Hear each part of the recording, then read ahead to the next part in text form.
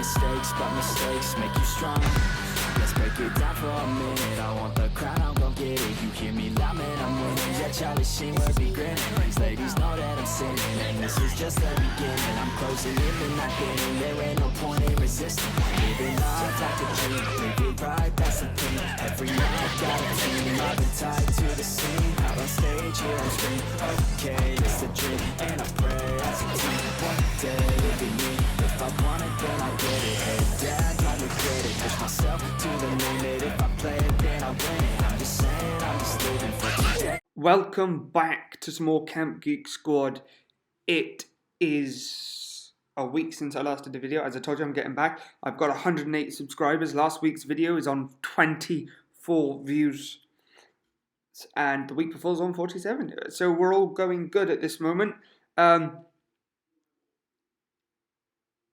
Let's hope we let's get 150 by July, end of July, maybe September time.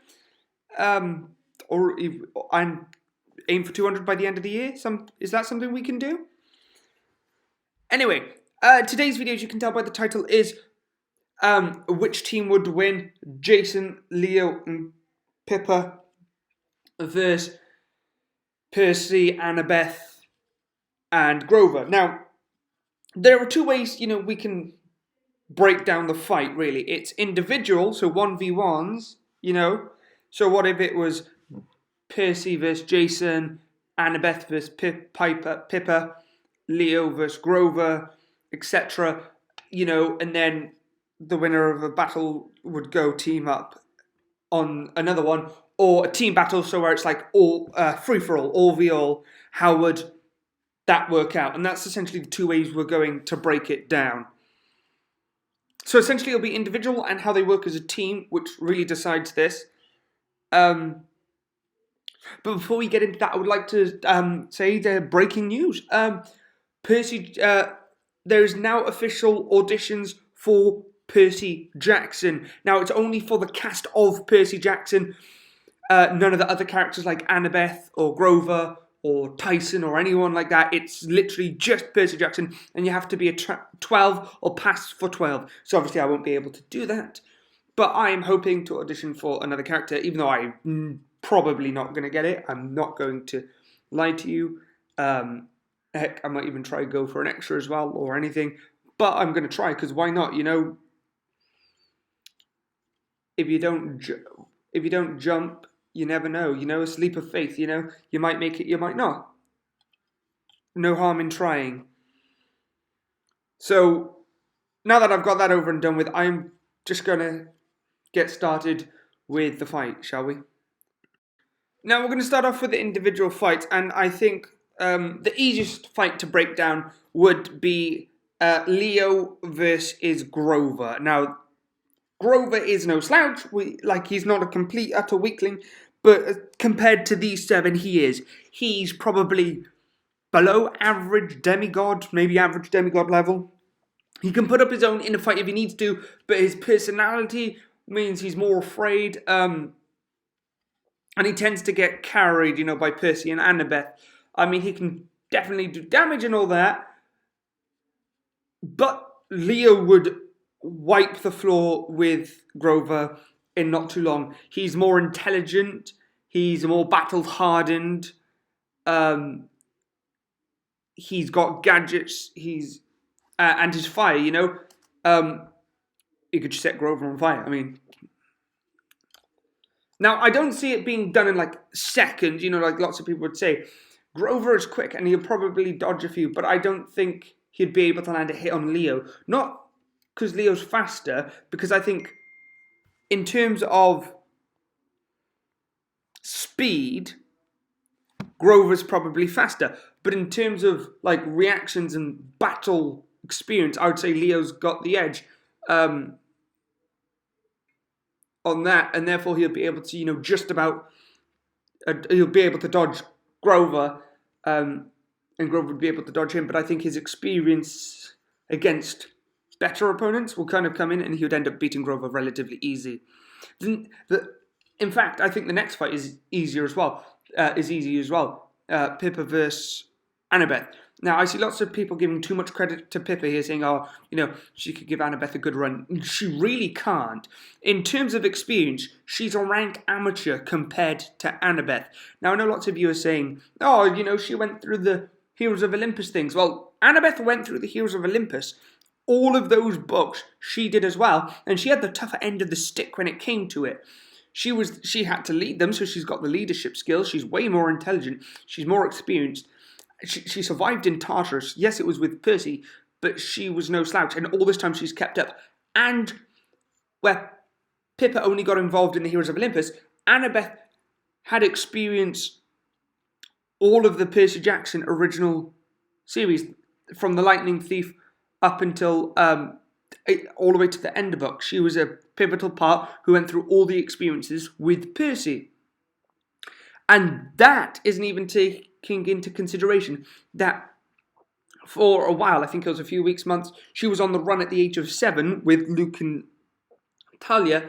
She got to Camp Half-Blood, and before the start of Percy Jackson even began, she was training at Camp Half-Blood, essentially from 7 until 12/13, when we meet her in the beginning book, which means she had 5 years of training with demigods, and actual training before she even met Percy. And then she went through everything, all the Percy Jackson books and Heroes of Olympus books, and so on. She's 100% way more experienced than Pippa, and experience comes so much more in a fight than people realise, you know what to expect. You tend to be sharper. You can take hits better because of it. Your experience taking hits and fighting. And she's gone up against some of the toughest opponents. And she's a lot more intelligent. She's definitely more experienced. She's more skilled, more trained. She is the definition of a hardened warrior. I think people tend to forget that because, she doesn't have powers as per se, like Percy, Jason, or Leo, or Frank, or Hazel, or Nico, or even Pippa. Pippa has charm speak, and that's the only thing that's what would give her the edge in the fight, is the charm speak. People forget that. In terms of skill, I would probably say she's second to Percy, maybe level with Jason.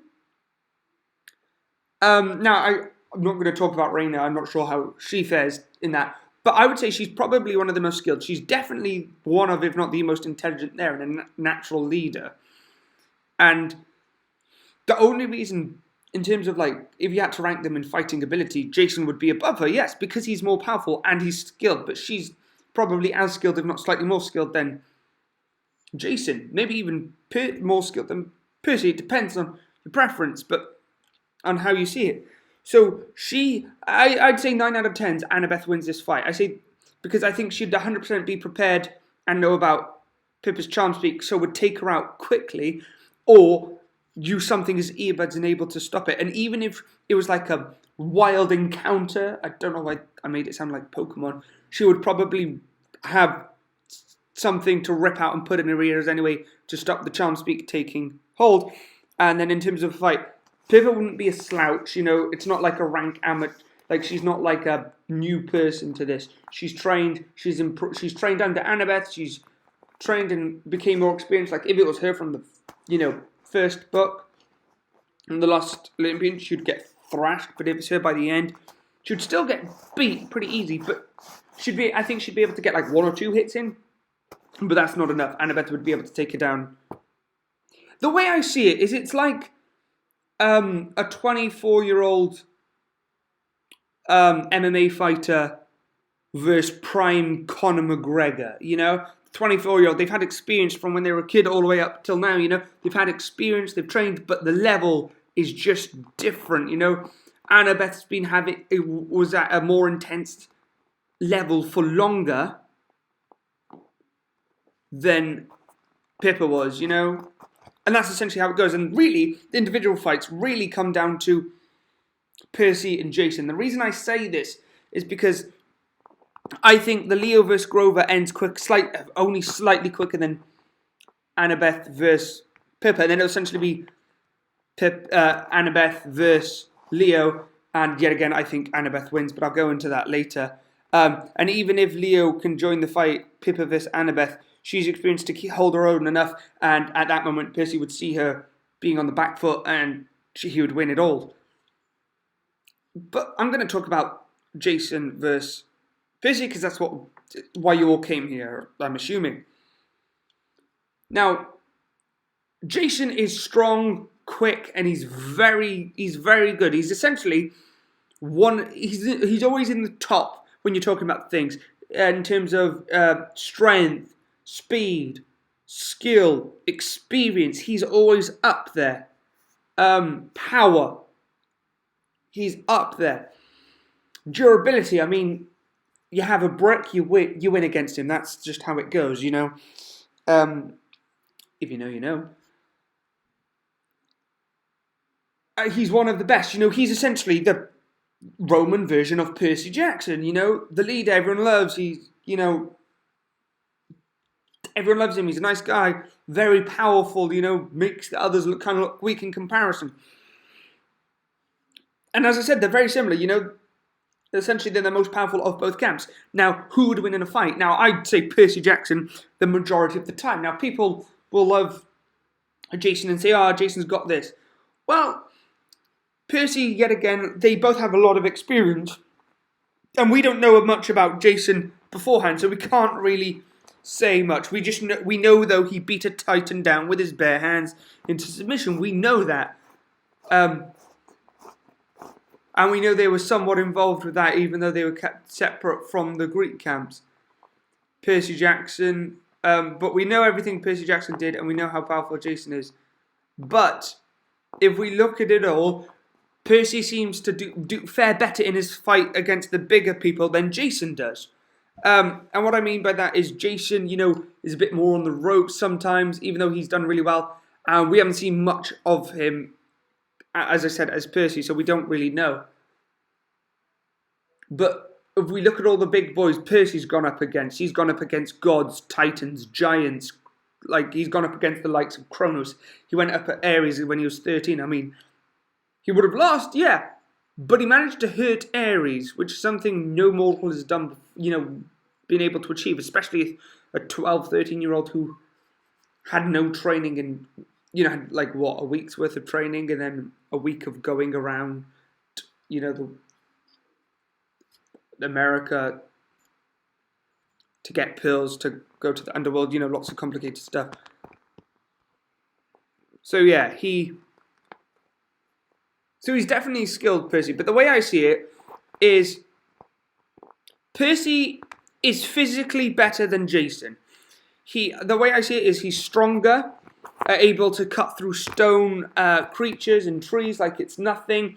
He's faster. He's able to fight Kronos, who fights so fast it's like fighting 100 swordsmen. He's able to clash that shakes the whole bridge with Kronos. He's able to dodge and block gunfire and arrows from point blank range, and he didn't even think that was impressive in terms of how fast it was. And he's able to dash 10 meters without any other demigod seeing. And Annabeth, who is an elite, you know, and is physically better than most, says when she saw him fight in Tartarus, it was like a blur to her, you know. And she's someone who would, you know, can see these things a lot better than other demigods because she's a more trained, experienced, and elite demigod. But the way I see it is their fight styles as well is different. Whilst being physically better than Jason tends to fight, the way I see it is Jason tends to fight cautious but strong, you know. He waits back and he attacks with strength, where and tries to go with precision, whether it's with his lance or with his sword. The way I see Percy, though, is Percy tends to go for speed. The way I see it is Percy tends to wait for people to attack him and will either dodge and attack them or counter attack. And the way I see it is he blitzes them and tends to have strength along with it, but he tends to go for speed and blitzing. The way I see Jason is, yes, he's fast, but he tends to go more for strength. And their powers, Jason can technically fly if he can control air, but he's very strong with his lightning. But the stronger the lightning, the more drained he is. And I don't think he has enough energy to do a big enough bolt to take Percy down and catch Percy with it without getting himself. Which in this fight would mean he would lose, because even if he got Percy with it, he would be too drained to fight, and and Annabeth would be left. Therefore, that's him winning. So essentially, physically, Percy's better. Mentally, they're different, but I'd say relatively even.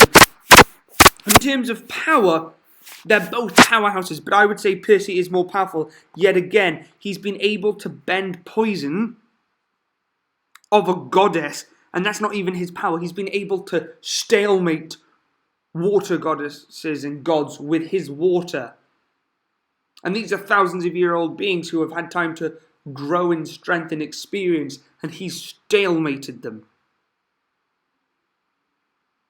I mean, do you know how hard that is? How impressive that is?